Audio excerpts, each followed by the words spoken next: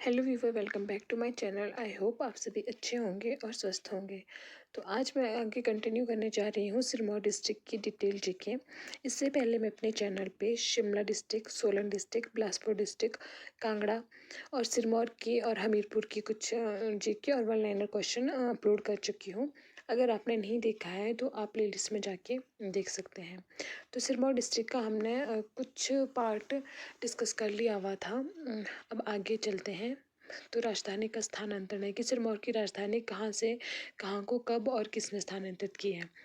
तो इसमें है निकट प्रकाश। निकट प्रकाश ने 1398 से 1414 ईस्वी में सिरमौर रियासत की राजधानी गिरी नदी के तट पर नीरी गांव में स्थापित की थी। और उसके बाद आए हैं गौरव प्रकाश। तो इन्होंने 1414 से 1432 ईस्वी तक जो है राज किया है। तो इन्होंने जो है रियासत की राजधानी नेरी से जगुड़ी किले में स्थानांतरित की। उसके बाद हुए ब्रह्म प्रकाश जो 1432 से 1446 तक हुए हैं। इन्होंने राजधानी को स्थानांतरित किया था देवठल में, पच्छाद के देवठल में। उसके बाद धर्म प्रकाश ने राजधानी को चेंज किया है। इन्होंने राज किया है 1538 से 1570 तक। इन्होंने देवठल से बदल कर राजधानी को फिर से वापस कल से स्थानांतरित करी है। उसके बाद हुए हैं दीप प्रकाश। इन्होंने 1570 से 1585 तक राज किया है। दीप प्रकाश से सिरमौर के त्रिलोकपुर में 1573 में बालासुंदरी का मंदिर बनाया। तो जो सिरमौर का जो बालासुंदरी मंदिर है वो बनाया है दीप प्रकाश ने 1573 में। इसके बाद है करम प्रकाश जो 1616 से 1630 ईस्वी तक हुए थे।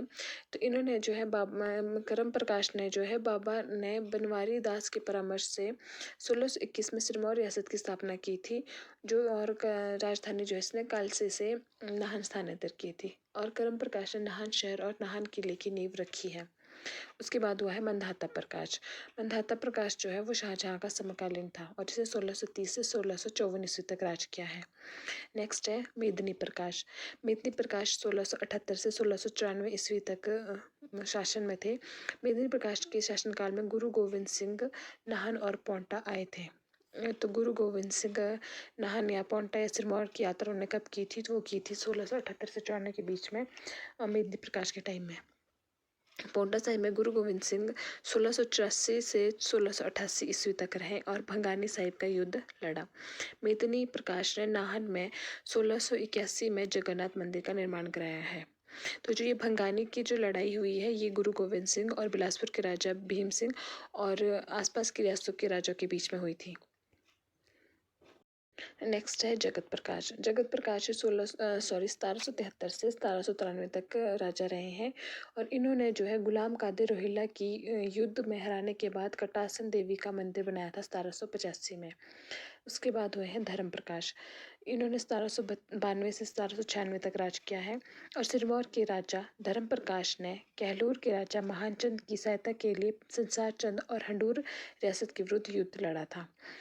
तो महानचंद की सहायता जो किसने की थी? जो सिरमौर के राजा थे वो थे धर्म प्रकाश और संसार चंद के खिलाफ इन्होंने युद्ध लड़ा था और 1786 में उसी युद्ध में इनकी मृत्यु हो गई थी। इसके बाद हुए हैं करम प्रकाश टू जो 1796 से 1815 तक रहे। तो करम प्रकाश के शासनकाल में मेहता प्रेम सिंह वजीर की मृत्यु के बाद रियासत में घरेलू विद्रोह होने लगा था और करम प्रकाश परिवार के 1803 में क्यारदा दून में कांगड़ा किले में रहने लगे थे। उन्होंने विद्रोह को बचाने के लिए गोरखों को आंतरिक किया और रंजौर सिंह जो अमर सिंह थापा का पुत्र था ने 1809 में सिरमौर रियासत को अपने अधीन कर लिया था। रंजौर सिंह ने जातक दुर्ग का निर्माण करवाया है। तो सिरमौर में जो जातक दुर्ग निर्माण बना है उसका निर्माण कराया है अमर सिंह थापा के पुत्र रंजौर सिंह ने। और करम प्रकाश अपनी मृत्यु तक अम्बाला की बोरिया में शरण लेकर रहा था। उसके बाद हुए हैं फतेह प्रकाश जो 1815 से 1850 तक रहे। ब्रिटिश सेना ने जनरल मार्टिन डेल के नेतृत्व में जातक दुर्ग से सिखों गोरखों को 21 मई 1815 को 1833 ईस्वी में 50,000 नगद नजराना देने के बाद ब्रिटिश सरकार ने क्यारदादून वापस कर दिया था और फतेह ने नाहन में शीश महल और मोती महल का निर्माण कराया है। जो फतेह प्रकाश ने नाहन के शीश महल और मोती महल का निर्माण कराया है। उसके बाद हुए शमशेर प्रकाश 1856 से 1898 तक इन्होंने राज किया है। तो शमशेर प्रकाश ने 1857 के विद्रोह में अंग्रेजों का साथ दिया था। और सिरमौर के राजा शमशेर प्रकाश ने 1857 के विद्रोह में जो अंग्रेजों की साइड से लड़ा था, उन्होंने उनकी सहायता की थी। और शमशेर प्रकाश के शासनकाल में 1875 से में नाहन फाउंड्री और 1867 में रानीताल बाग, 1868 में नाहन म्यूनसिपल कमेटी की स्थापना हुई है। और उसके साथ ही 1808 में लॉर्ड रिपन नाहन आए थे। ये भी शमशेर मतलब लॉर्ड रिपन ने जो नाहन की यात्रा की थी, उन्होंने 1808 में शमशेर प्रकाश के टाइम में की थी। और 1885 ईस्वी में लॉर्ड डफरिन नाहन गए थे। 1880 में शमशेर प्रकाश ने अपने रहने के लिए शमशेर विला बनवाया था। 1878 में शमशेर प्रकाश ने लॉर्ड लिंटन के नाहन प्रवास की स्मृति में लिंटन के नाहन प्रवास की स्मृति में लिंटन मेमोरियल का निर्माण करवाया था। और शमशेर प्रकाश सबसे लंबी अवधि तक शासन करने वाले सिरमौर के राजा हैं। तो सबसे लंबी अवधि तक सिरमौर शासन करने वाला सिरमौर का राजा है शमशेर प्रकाश, जिन्होंने लगभग 42 साल तक शासन किया है। उसके बाद शमशेर प्रकाश के बाद जो टिक्का सुरेंद्र विक्रम से जो 1898 से 1911 तक राजा रहे हैं। उसके बाद हुए हैं अमर प्रकाश 1911 से 1933 तक। प्रथम विश्व युद्ध में योगदान के लिए उन्हें ब्रिटिश सरकार ने महाराजा की उपाधि से अलंकृत किया है। और अमर प्रकाश ने अपने पुत्र के नाम पर महिमा पुस्तकालय की स्थापना की है, जो कि हिमाचल प्रदेश का सबसे पुराना पुस्तकालय है। तो महिमा पुस्तकालय जो कि नाहन में है, उसको बनाया था अमर प्रकाश ने। उन्होंने नाहन काला अम्ब सड़क को 1927 में पक्का करवाया था। और उनकी मृत्यु ऑस्ट्रिया में हुई है 1933 में, ऑस्ट्रिया की राजधानी वियना में। अब थोड़ा सा देख लेते हैं अर्थव्यवस्था के बारे में। तो सिरमौर के जो राजवन में है वो CCI की सीमेंट फैक्ट्री है, जो 1980 में स्थापित हुई थी।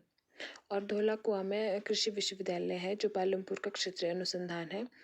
और नेक्स्ट है धौला कुआं में IIM Indian institute for management studies भी है। और ये हिमाचल प्रदेश का एकमात्र IIM है। और गिरी जल विद्युत परियोजना गिरीनगर में है। यह 60 मेगावाट की परियोजना है और जिसे हिमाचल प्रदेश सरकार द्वारा सर्वप्रथम निर्मित किया गया था। उसके बाद है सिरमौर जिले में सर्वाधिक अदरक और आड़ू का उत्पादन होता है। और सिरमौर के राजगढ़ को जो है पीच वैली या पीच बाउल के नाम से भी जाना जाता है, क्योंकि यहाँ पर सर्वाधिक आड़ू का उत्पादन होता है। नेक्स्ट है 1893 में सिरमौर का पहला बैंक नाहन नेशनल बैंक खुला था, जिससे 1944 में बैंक ऑफ सिरमौर कहा गया। और 1955 में बैंक ऑफ सिरमौर का विलय हिमाचल प्रदेश के सहकारी बैंक में कर दिया गया, कोऑपरेटिव बैंक में। और सिरमौर के कमरों में चूना पत्थर की खानें हैं। सिरमौर के काला अम्ब, नाहन और पांवटा साहिब में उद्योगों की भरमार है। ये यहाँ का इंडस्ट्रियल एरिया पड़ता है, कालम, नाहन और पांवटा साहिब। और पांवटा साहिब में रेनबैक्सी, मालवा, कॉटन मिल्स जैसी बड़ी फैक्ट्रियाँ स्थित है। और नाहन में नाहन फाउंड्री के अलावा 1945 में रेजिन और तारपिन की फैक्ट्री भी स्थापित की गई थी। तो ये रेजिन और तारपिन की फैक्ट्री एक मंडी में है और एक नाहन में है। आगे है सिरमौर डिस्ट्रिक्ट में लगने वाले प्रसिद्ध मेले। तो अम्बोया में 30 जनवरी को गांधी मेला लगता है। और पुरवाला में नाग नावना मेला लगता है, जो दशहरे के दिन लगता है। और रेणुका मेला जो है सिरमौर का सबसे ज़्यादा फेमस है और एक इंटरनेशनल फेयर है। ये नवंबर के माह में लगता है। और पांतलिया में शिवलिंग है। पांवटा साहिब में होली पर सिखों का त्यौहार होला मोहल्ला और शरद ऋतु में यमुना शरद महोत्सव मनाया जाता है। और सिरमौर में माघी का त्यौहार और विशु का मेला भी लगता है। जो विशु का त्यौहार है ये अपर शिमला में और मंडी के कुछ पार्ट्स में भी मनाया जाता है। ये करीब मार्च अप्रैल में लगते हैं। आगे है लोक नाट्य। तो इनका जो लोक नाट्य है वो स्वांग और करियाला है। और यहाँ पे जो वाइल्ड लाइफ सेंचुरीज पड़ती है, वन्य जीव विहार, वो है रेणुका, जो शेरों के लिए प्रसिद्ध है। और अब यहाँ पे सफारी भी होती है। और सिंबलवाड़ा जो है एक नेशनल पार्क भी बना दिया गया है इसे अभी। और यहाँ पे झीलें, तो यहाँ पे रेणुका झील है और हिमाचल प्रदेश की सबसे बड़ी प्राकृतिक झील है। और इसकी आकृति सोई हुई स्त्री की जैसी है। रेणुका जो है का जो संबंध है वो परशुराम जी से, ये परशुराम जी की माता थी। और नेक्स्ट है जीवाश्म उपवन। सुकेती में फॉसिल जीव पार्क है, जिसको फॉसिल पार्क कहा जाता है, जीवाश्म उपवन स्थित है। यहाँ पर 1972 में प्रागैतिहासिक काल के जानवरों के जीवाश्म मिले थे। और आगे विश्वकर्मा मंदिर। हिमाचल प्रदेश के पांवटा साहिब में विश्वकर्मा मंदिर स्थित है। और रेणुका परशुराम भगवान की जन्मस्थली है। यहाँ पर रेणुका मेला लगता है हर साल। और आगे है प्रसिद्ध व्यक्तित्व जो सिरमौर डिस्ट्रिक्ट से संबंध रखते हैं। तो इसमें सबसे पहले है हमारे हिमाचल प्रदेश के पहले मुख्यमंत्री जो रहे, वो है डॉक्टर YS परमार। इन्हें जो है हिमाचल निर्माता भी कहा जाता है। तो हिमाचल प्रदेश के निर्माता doctor Y S Parmar, Yashwant Singh Parmar का जन्म बागथन के जलांगन गांव में 4 अगस्त 1906 को हुआ था और doctor Y S Parmar Himachal Pradesh के मुख्यमंत्री रहे हैं। और डॉक्टर वाई एस परमार रियासत काल में 1930 से 1937 तक ये सब जज थे और 1937 से 47 तक जिला एवं सत्र न्यायाधीश सिरमौर के पद पर इन्होंने काम किया है। और डॉक्टर वाई एस परमार 1956 से 63 तक संसद के सदस्य भी रहे हैं। डॉक्टर वाई एस परमार संविधान सभा के सदस्य भी रहे हैं। उनके प्रयासों से हिमाचल प्रदेश को पूर्ण राज्य का दर्जा प्राप्त हुआ है और उन्होंने हिमालय में बहुपति पोलेंड्री इन द हिमालय पुस्तक लिखी है। नेक्स्ट है किंकरी देवी। किंकरी देवी का संबंध जो पर्यावरण संरक्षण से है, इसके लिए इन्हें राष्ट्रीय पुरस्कार महालक्ष्मी रानी महालक्ष्मीबाई प्रदान किया गया है और यह संगड़ाह तहसील की रहने वाली है। सिरमौर जिला 2011-12 में सबसे ज़्यादा अदरक, आड़ू, स्ट्रॉबेरी और अखरोट का उत्पादन करने वाला जिला रहा है और यहाँ पर खुमानी और नींबू उत्पादन में सिरमौर दूसरे नंबर पे है और आम उत्पादन में तीसरे नंबर पे है।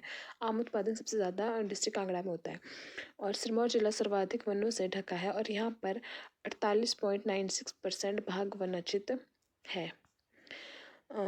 तो ये था सिरमौर डिस्ट्रिक्ट के बारे में सब कुछ इन्फॉर्मेशन जो कि हमारे हिमाचल प्रदेश गवर्नमेंट के एग्ज़ाम्स के लिए काफ़ी इम्पोर्टेंट है। इससे काफ़ी क्वेश्चन पूछे जाते हैं सिरमौर डिस्ट्रिक्ट से।